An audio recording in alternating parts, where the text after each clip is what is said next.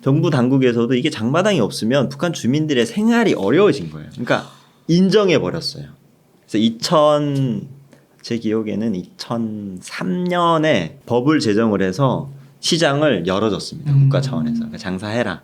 그래서 국가에서 시군 단위로 장마당 매대라는 걸 만들어줘요.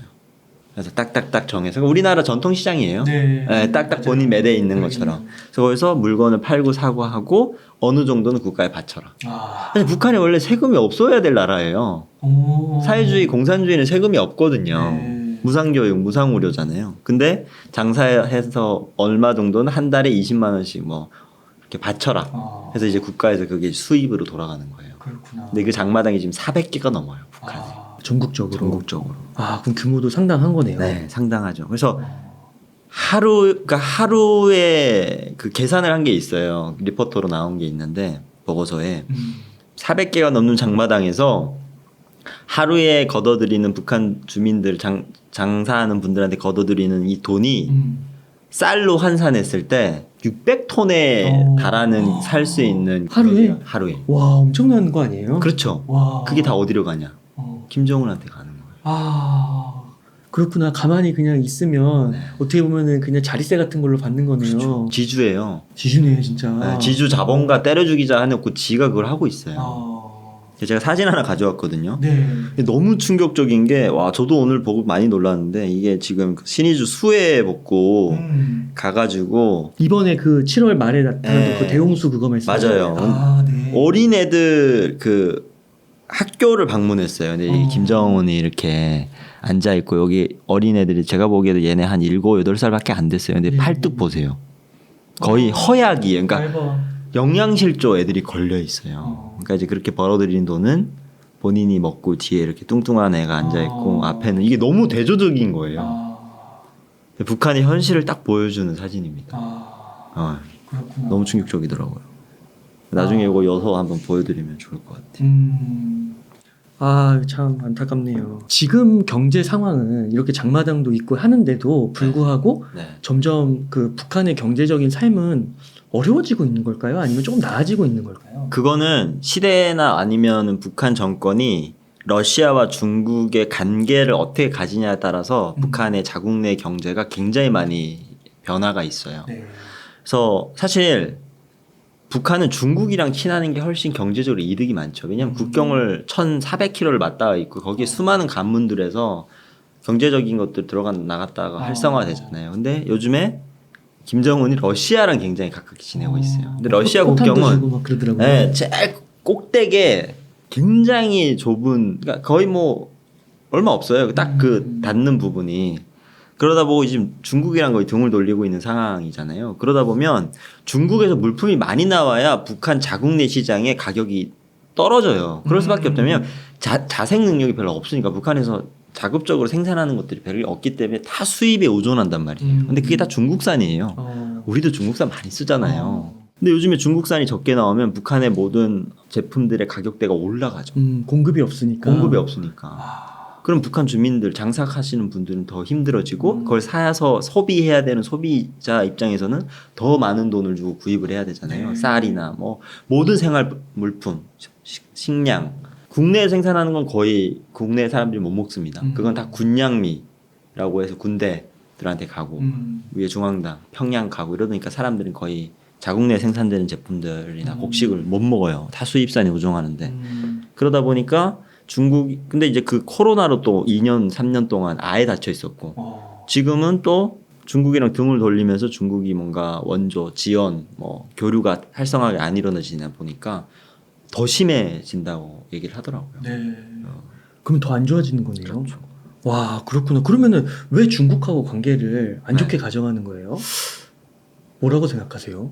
뭐 이거는 다양한 의견들이 있던데 이제 중국은 북한을 굶어 죽지 않을 만큼만 도와줘요. 그러니까 산소호흡기예요. 자기 말 들으라고. 네. 죽을까 하면은 조금 져서 정말 생명 유지만 해주는 형태예요. 중국은 정말 중국이 그 큰 대륙이 북한 마음만 먹으면 개발하면 그 조그만 나라 바로 해버리죠. 근데 안 합니다. 정말 필요한 만큼만 공급을 해요. 근데 그게 지금 20년 동안 누적이 됐어요. 그러니까 북한 입장에서도 짜증이 나는 거예요. 좀 더 해주면 우리도 야 너네처럼은 아니어도 그래도 좀 숨통이 트일 텐데 그걸 계속 요구를 했는데 안 들어주죠. 와. 그러니까 북한의 정권 차원에서는 그거를 이제 협상을 하다 이제 안 되니까 이제 얘네랑 접고 한번 러시아랑 해보자. 근데 러시아 또 본인들이 필요하는 부분들이 있거든요. 딱 요 때마침 우크라이나 전쟁이 지금 길어지고 있고 북한이 기존에 가지고 있던 전쟁 물품을 이제 줄 수 있는 그런 요구 조건이 딱 들어맞다 보이니까 이제 러시아랑 조금 가까워지고 그러니까 뭐 주고 박을 게 있으니까 중국은 그동안에 북한 거 다 가져갔어요. 심지어는 뭐까지 가져가냐면요. 나무까지 북한에서 중국이 수입해 가요. 북한 나무 없거든요. 이제 없어요? 그럼 벌거- 산업 지역 아니에요? 네, 벌거숭이잖아요. 근데 북한이 중국에 팔아먹다 돌, 철, 나무 바다에 나오는 거 다 팔아먹었어요. 지금 한 20년간. 그렇구나. 없어요. 그리고 강상권 같은 것도 중국이 아예 단독 계약을 해서 들어와서 그냥 다 파가요. 그렇구나. 그러니까 지하자원 뭐 모든 뭐 다 가져가고 이러니까 북한 입장에서도 그게 조금 아프죠. 그러니까 이게 중국이 얘기 들을 때 이제 요즘에 그 보면은 1대1로라고 해서 막 중국 저쪽으로도 보면은 막 그쪽에 돈 빌려준 다음에 스리랑카 뭐 이쪽에 맞아요. 네, 본인들 돈 주고 아예 100년 임차하고 그러잖아요. 광산권 항구 같은 거 해가지고 그게 또 되게 논란이 돼서 그게 뭐 경제적으로 지원하고 도와주는 거냐 결국엔 다 가가려 하는 거 아니냐. 큰 그림이죠. 그러면은 그렇게도 해석해볼 수 있을까요? 우리나라는 미국으로부터 그 전후에 되게 많은 또 지원도 받았잖아요. 네. 막 우여곡절도 있었지만, 근데 그러면 그거는 어떻게 보면 미국은 우리를 좀 중국하고 좀 다른 포지션으로 우리나라를 이렇게 대했다고 볼 수 있는 걸까요? 그러니까 딱 갈라지잖아요. 이제 공산권인가 그렇죠. 예. 이게 에치스 라인이라고 네. 제가 들었는데 그게 이제 무너지는 순간 이제 공산권이 내려오니까 지금도 이제 대만 맞아요. 한국, 일본 여기가 이제 딱 그 경계선이니까 어떻게 해서든 요거를 유지하려고 미국은 아마 민주주의를 수호하고 자본주의를 수호하려고 이렇게 하고 있는 거고 중국 입장에서는 사실 급한 불은 북한이 아닌 거죠. 일단 대만 문제부터 해결해야 그 다음에 뭔가 뭐 북한으로 넘어간다던가 이게 이제 라인이 내려올 텐데 그런 거로 봤을 때는 저는 미국이 한국의 어떤 원조라든지 지원, 미군, 주한미군 이런 거는 계속해서 이루어질 것 같다라고 생각해요. 아니 그러면은 북한도 만약에 그 지경에 이르렀다면 그 미국하고 좀 관계를 개선해서 네. 중국 러시아가 아니라 미국한테 조금 이렇게 좀 얘기 좀 하고 좀 진전해보자 이런 거 안 될까요? 안 되는 게 아니라 북한은 미국과 관계 개선하려고 90년대부터 노력했어요. 그래요? 북한이 김일성 때부터 네. 특사를 뉴욕으로 보내고 한국 배제시키고 북한과 미국이 대화하려고 꾸준히 노력을 많이 했습니다. 김정일 때. 그래서 사실 그때 5차 회담인가요? 이제 미국, 중국, 일본, 러시아, 미국 껴서 이제 그 5차 회담이 계속 이루어지고 그거 결과물로 북한의 원자력 발전소도 건설했어요. 그러니까 그게 북한은 계속해서 미국과 관계 개선하려고 노력합니다. 그래요? 끊임없이. 김정은이 트럼프를 왜 만났겠어요? 왜 2번이나 만나서 3번이나 만나서 얘기하고 그러겠어요. 북한은 끊임없이 유엔 제재를 풀고 미국과 관계 개선하려고 노력 중입니다. 하지만 이해관계가 서로가 안 맞기 때문에 못 맞추는 거죠. 중국 러시아 뭐 이런 거 때문에 그런 걸까요? 절대. 그리고 김일성이 죽으면서 유언을 남겼어요. 중국 믿지 마라. 진짜요? 진짜로 그렇게 남겼습니다. 와. 그리고 북한의 외교의 방식은요, 자주 외교예요. 누구와 손을 잡고 그 지역에 있는 게 아니라 자주 외교를 펼치는 나라가 북한입니다. 그러니까 이게 사실 좀 더 북한을 깊이 들여다보고 공부하면은 아는데 북한은 미국과 관계 개선하려고 끝없이 노력했어요. 김정일, 김일성, 김정은까지도.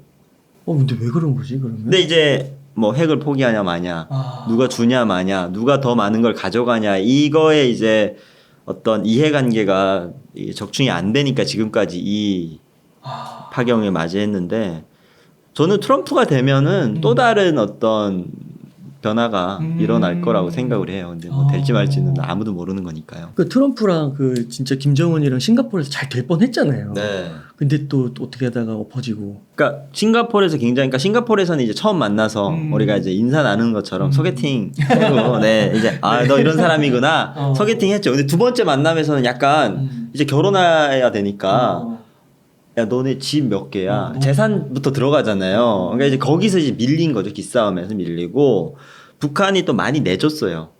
초반에 영변 핵실험장 폭파했습니다. 심지어 외신들이 들어와서 다 찍었어요. 그게 뭐 앞부분만 폭파했다, 뭐 거짓말이다, 쇼다. 사실 그런 걸 떠나서 북한이 그 정도로 우리가 이 정도로 한번 해볼게라고 이제 좀 열어준 거는 나름 그들은 양보한 거예요. 그렇게까지 했는데 안보리, 뭐 제재 이런 것들이 하나도 안 되니까 이제 거기서 빡돈 거죠. 그래서 노딜로 끝났는데 또 지켜봐야죠 어떻게 될지. 네. 그 한편으로는 막 김정은이 너무 독재자이고 너무 잔악무도한 행동도 많이 하고 잔인한 행동도 하고 그래서 막 소시오패스다 막 이런 뉴스도 나오기도 하는데 그래도 이런 측면을 봤을 때는 그래도 이렇게 국제 정세나 이런 거는 잘 있나 보네요. 소시오패스 맞는 것 같아요. 아 그래요? 자기 고모부 죽였잖아요. 맞아요. 이복형 죽였잖아요. 미친놈은 아니잖아요. 미친놈이죠. 그러니까 조선시대에 약간 광희군처럼 약간 광인인 거예요. 미친놈인 거예요. 제가 보기에도. 근데 제가 그 자리에 올라가 보지는 않았지만 권력을 잡으면 그런 미친 행보들을 많이 보이는 게 우리가 역사적으로 봤을 때 쭉 있잖아요. 그러니까 자기 자리를 유지하고 지키기 위해서 주변을 피바다로 만드는 그런 건데 김정은은 똑같은 그런 행보를 보이고 있는데 나름 그거는 본인이 싱가포르에서도 노딜을 끝난 게 본인의 자리를 양보 안 하려고 최대한 본인의 자료를 공고히 하면서 북한의 경제력으로나 이런 세계사의 인식을 개선하려고 하니까 변화를 뭐 받아들일 수가 없는 거예요. 민주주의 사회에서 그게 어떻게 가능한 일이겠습니까? 그러니까 지금 계속해가지고 이렇게 뭐 진전이 없는 건데 저는 김정은이 본인의 이 독재의 맛을 단단히 보고 있다. 이게 너무 달콤한 거예요. 분량이 하루에 60톤씩 생기는데 못 내려놓겠는 거예요, 이거를. 그러니까 계속해서 미국과도 관계 개선하지만 내 자리는 공고히 하겠다 이거. 야, 그거 얘기해 주시니까 진짜 와닿는 게 그 미국도 중국하고 되게 관계가 좋았는데 시진핑 주석으로 되면서 이게 시진핑이 이제 미국을 막 넘어서려고 막 하고 그러니까 미국의 입장에서는 조금 괘씸한 게 또 있고 그래서 관계가 안 좋아지고 있잖아요. 그러니까 그런 걸 한번 경험했으니까 김정은이 또 막 말씀해 주신 대로 그런 독재자의 포지션을 그대로 가져가면서 그냥 나라만 부강하게 하고 그 이익은 또 자기가 독차지하려고 이런 거 측면이 있다면 마음에 안 들었을 수도 있겠네요. 너무 마음에 안 들고 그리고 김정은이 초반에 하노이에서 트럼프 만나기 전에 시진핑 만나고 간 거 아세요? 기차 타고 가서 시진핑 만나고 들어가요. 그러니까 1대1 수업을 받은 거예요. 너 가서 밀리면 안 돼. 이렇게 해야 돼. 교회 과외를 받았어요. 그리고 가서 이제 그대로 한 거예요. 그러니까 이게 진전이 없을 수밖에 없죠. 그러니까 중국이 했던 대로 그대로 답습을 하려고 하니까 북한이 미국과의 어떤 진전이 없죠. 트럼프는 완전히 중국 배척이잖아요. 그렇죠, 맞아요. 그러니까 이제 그걸 받아들일 수가 없지 않았을까. 야, 그렇구나. 그러면 지금 한편으로는 그 아까 말씀해 주신 대로 평양하고 다른 지역하고 격차가 심하다고 하셨잖아요. 근데 요즘에는 평양까지도 어렵다 이런 얘기가 들리는데 그건 사실인가요? 그러니까 저도 이제 가본 적이 없어요. 제가 북한 살았는데 평양을 못 가봤어요. 평양에 온 그러세요? 친구들. 네. 어디 계셨어요? 그러면? 저는 함경북도 해령시라고 이제 제일 평양에서 제일 떨어진 곳이에요. 네. 저희가 제일 많이 가본 게 함경남도 함흥까지밖에 못 가봤어요. 함흥차사. 네, 함흥차사, 함흥냉면. 함흥냉면. 네. 네. 그리고 이제 강원도 원산까지 가봤습니다. 동해안 지방으로 이제 거기는 이제 야영을 간다고 보내줘가지고 갔고 평양을 못 가봤어요. 그래서 평양의 삶이 어떤지 제 눈으로 못 봤습니다. 이제 들은 얘기는 굉장히 많죠. 일단 평양은 이제 특별 시민권자들만 사는 곳이에요. 그래서 시민권이라고 따로 나옵니다. 아 진짜요? 네, 아마 여기 남인희 씨도 언급을 했을 것 같은데 평양 시민권이 따로 있어요. 그래서 북한은 공민권, 공민증이라고 해서 북한 조선민주주의인민공화국 국민이라는 공민증이 있어요. 네. 그거 플러스 평양 사람들은 시민권이 따로 있어요. 두 개가. 그래서 그걸 보여줘야 평양에 이제 들어갈 수 있는 거예요. 야, 그래요. 국가가 두 개 있는 것도 아니고. 국가가 두 개 맞아요. 근데 진짜로 실제로. 진짜요? 그러니까 북한을 볼 때 평양, 북한 이렇게 봐야 돼요. 이게 완전 다른 곳이에요. 막 개성이나 신의주 이런 데도 못 들어가요? 그런 데는 갈 수 있죠. 아, 그러니까 그런 데는 평양급이 아니에요. 아니죠. 개성도? 거기는 이제 경기도예요. 아. 경기도고 이제 우리가 서울이면 이제 평양인데 거기는 쉽게 못 들어가는 길에 다 그 체크 포인트 초소가 이제 뭐 여러 개 있죠. 그래서 다 이제 신분증 보이고 들어가야 되고 일반인들이 들어가려면 평양에 가는 이유가 있어야 돼요. 우리 사촌이 여기 사는데 결혼식을 해요. 그럼 제가 가야 되잖아요. 그러면 여기서 통행증을 신청을 합니다. 내가 지방에서 살면 개성에서 살면 신청을 하면 여기서 그래 그 사람 확인됐어 이 집 친척 맞아. 왜냐면 족보가 다 있으니까 그럼 확인증을 딱 찍어줘요. 그럼 그걸 가지고 들어가는데 그 확인증에 증명서에 8월 오늘 20 뭐 며칠이면 21일부터 25일까지만 머물 수 있다. 그 날짜 벗어나면은 벌금이나 처벌이 매겨져요. 그러니까 그 날짜에만 딱 방문하고 나와야 돼요 빨리 평양을. 그러니까 그런 식으로 통제가 되는 곳이고 평양 인구 200만으로 딱 제한했어요. 와. 이거는 이제 김일성 때부터 이렇게 하고 있어요. 왜냐면 이 인구가 더 줄어들거나 더 많아지면 이 도시를 운영하기가 힘든 거예요. 아, 인프라가 수용을 못하는 뭐, 못하죠. 물, 불, 뭐 전기. 그래서 200만이 모자라면 지방 사람들을 끌어올려요. 그래서 북한에 약간 그런 거 요즘에 수해 났잖아요. 그러면 수해 난 사람들 평양에 임시학교 이런 데 갖다 놓습니다. 그러면 이제 그게 평양 뭐 만약에 거기 살면 그 사람들 평양 시민이 되는 거예요. 그러면은 200만 밑으로 떨어지면 들어 올려요. 그러다가 많아지잖아요 인구가. 그러면 추방이라고 해서 진짜요? 해외 밖으로 쫓아냅니다. 살던 사람을? 네. 그러니까 그 사는 사람들 중에 뭐 조금만 잘못을 저지르거나 사람들한테 피해를 주거나 이런 사람들은 추방. 와. 해서 저 밖으로 다 나갑니다. 저도 이제 추방 가족에 정말요? 껴있는 그런 사람들은 평양 근처에 있는 게 아니라 제일 끝으로 보내요. 그래서 딱 유지를 합니다 인구수를. 그래서 이제 해외 사람들이나 대한민국에서 이제 평양을 방문했을 때 평양의 변화들이 뭐 인구 변화나 이런 것들은 사실 크게 찾아볼 수가 없어요. 딱 그 선을 유지하고 있으니까. 야, 뭐 말도 안 되는 것 같은데요. 근데 뭐 딱 어. 정부 정책으로 이렇게 해놨으니까. 그럼 평양 내부에 들어가면은 잘 살긴 잘 사는 거예요? 근데 많이 다르다고 하더라고요. 여기 평양 안에서도 빈부격차가 너무 심해서 그래요? 뭐 요즘에 많이 건설 많이 하잖아요 북한이 아파트 건설. 그런데 보면 아파트 보면 막 좋은 데는 유럽풍 아파트 이래가지고 거기 막 40평대 이런 아파트들은 진짜 좋대요. 안에 뭐 빌트인으로 다 돼 있고. 그리고 이제 좀 외곽으로 나오면 아직도 아파트인데 아궁이에다 불 떼는 데 있어요. 아파트인데. 네, 온돌장 깔고. 그러니까 빈부격차가 너무 심하죠. 그래서 이제 뭐 요직들 앉은 사람들은 계속 공급이 이루어지니까 그 사람들은 정말 잘 살고. 매 주마다 소고기, 양고기, 돼지고기가 공급으로 나온대요. 평양에서 요직에 있던 사람들 생활하는 사람들은. 그리고 이제 군에서 장성으로 은퇴하면 그 장성들이 사는 단지가 따로 있대요. 일반인들이 못 들어가는 경비선. 그러니까 필리핀 같은 데 가면 좋은 단지 들어가려면 거기 입구에 그 뭐 가드 있잖아요. 딱 그거처럼 해놓고 거기에 이제 그런 사람들 살고 계속 공급이 이루어지고. 안 그런 사람들은 그냥 처참하게 살고. 그런 사람들은 이제 큰 혜택을 누리니까 이 체제를 깨고 싶지가 않겠네요. 그렇죠. 그래서 사실 1인 독재 체제가 무너지지 않는 이유는 그 주변에 있는 사람들이 더욱 이 독재를 견고히 하기 위해서 서로끼리 이렇게 끌어안고 이거를 지킨다라는 그 원리가 있더라고요. 그래서 우리가 김정은 죽으면 저기 망하지 않겠냐 이런 시선으로 보는데 그건 되게 단편적인 거고 김정은이 유사시에 어떻게 할지를 여기 주변에 사람들이 다 가지고 있어요 플랜을. 네, 그래서 김주애 같은 것도 지금 올라오고 있고 슬슬 이런 것들이 이 사람들이 김정은의만의 생각이 아닐 겁니다. 이 사람들은 본인들의 이 권력을 유지하기 위해서 어떻게든 이 조직을 이 나라를 본인들 쪽으로 가져가기 위해서 변화를 최대한 안 가져가죠.